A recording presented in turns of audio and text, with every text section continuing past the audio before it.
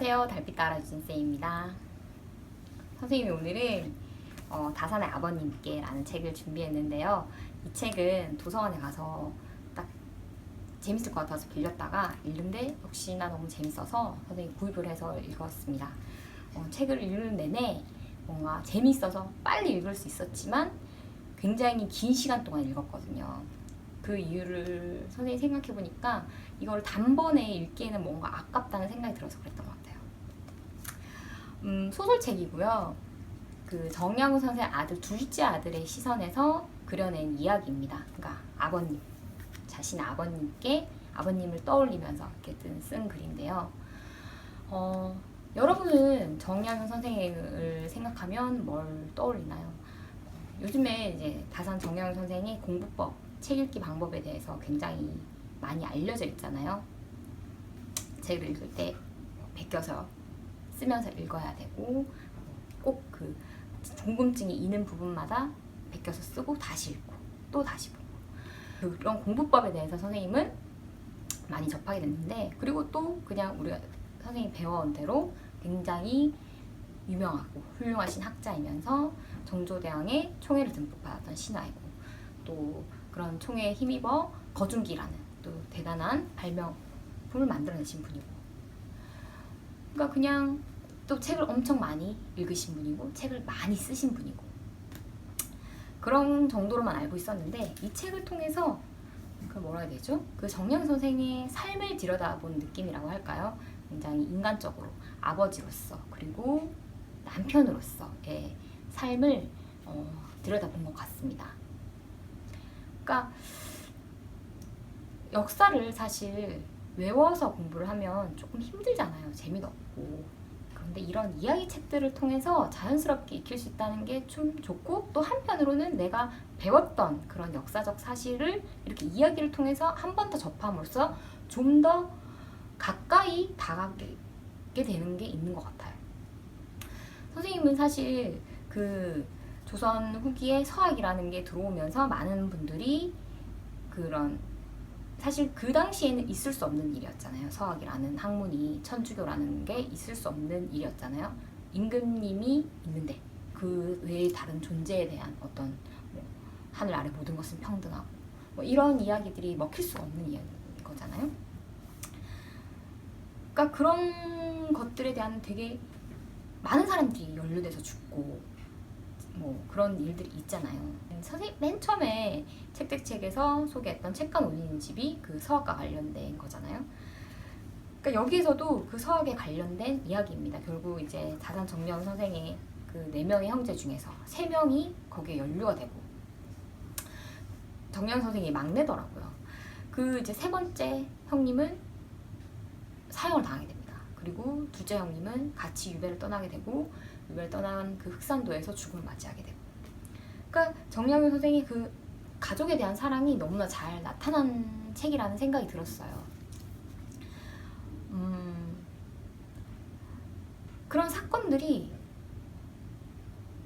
한 인간의 관점에서, 한 개인의 관점에서 그려지니까 너무 가슴 아프게 다가오더라고요. 그냥 역사적 사실로서 받아들이는 것과 이렇게 한 인간의 삶에 들여닥친 고통으로서 바라보니까 너무나 안타깝게 느껴졌습니다.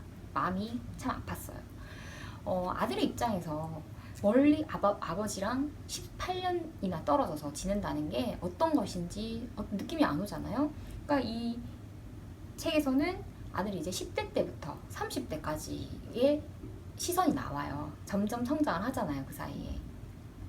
그러니까 아버지가 결국에는 돌아오게 됩니다. 이제 그 과정에서 형제가 고군분투하는 거, 그리고 그 와중에도 그 정양 선생은 아들들이 더 학문에 힘쓰기를 바라지만 사실 삶을 살아야 되는 이 형제들로서는 학문에 정진하기가 쉽지 않은 거예요. 왜냐하면 집을 돌봐야 되잖아요.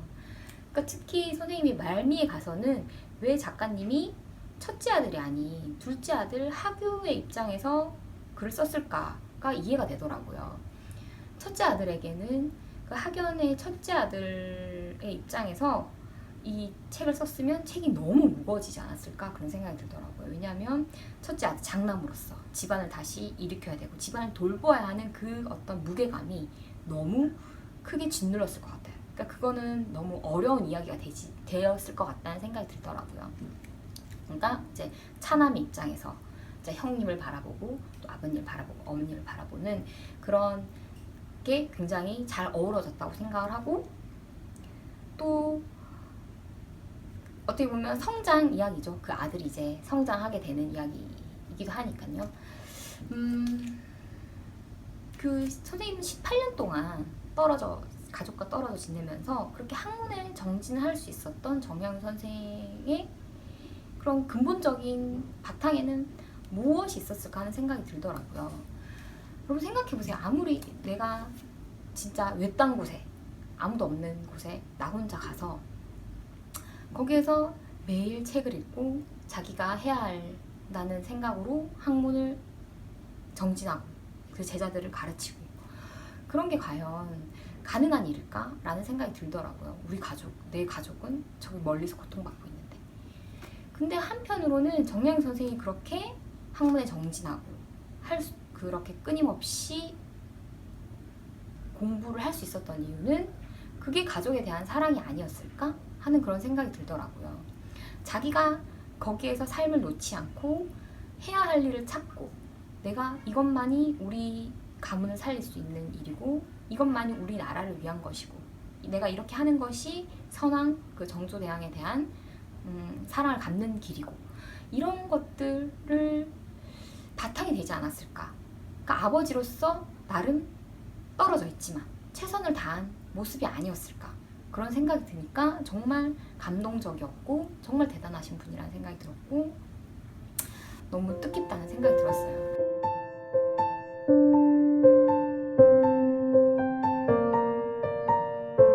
그분이 해오신 그런 업적들이 지금에서는 너무나 빛을 발하고 있고 많은 사람들한테 굉장히 도움이 많이 되잖아요. 아직도 많은 분들이 정양 선생의 책에 대해서 연구를 하고 그분의 삶에 대해서 공부하고 계시잖아요. 그러니까 이런 책을 통해서 조금이나마 정말 거기에 이해를 할 수 있었다는 게 선생님 참 의미 있었다고 생각을 하고요. 정말 재미가 있었고 굉장히 선생님 개인적으로는 여러분한테 소개를 한다는 생각으로 읽긴 했지만 개인적으로 굉장히 좋은 책이었고 앞으로 더 두고두고 읽을 것 같은 그런 책이라는 느낌이 왔어요.